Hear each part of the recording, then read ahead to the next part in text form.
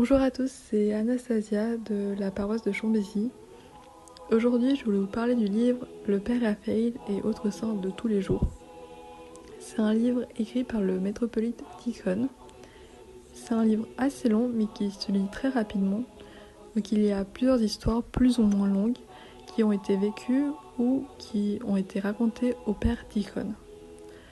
Au début du livre, le Père Tikhon nous raconte qu'il ne connaissait rien à l'orthodoxie et qu'il n'était pas dans la foi, car il a vécu dans l'ère communiste, et à 24 ans il va se faire baptiser et partir dans le monastère de la Dormition de Pskov-Petchory.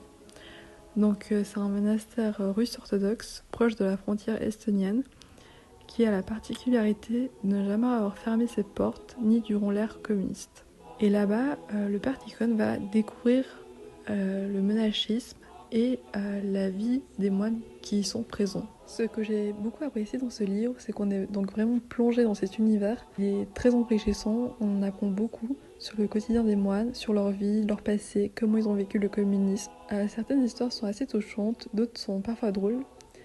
Par exemple, une des histoires qui m'a beaucoup marquée, c'est les moines moniales qui faisaient vœu de monachisme en secret pour se cacher des communistes. Donc ils vivaient leur vie dans le monde, tout en étant moines.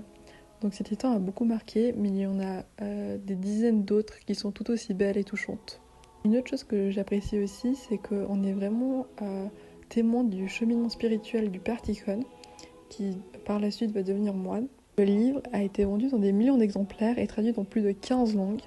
Donc ça a été le livre orthodoxe en Russie le plus lu des années 2000. Donc voilà, merci de m'avoir écouté et je vous dis à bientôt.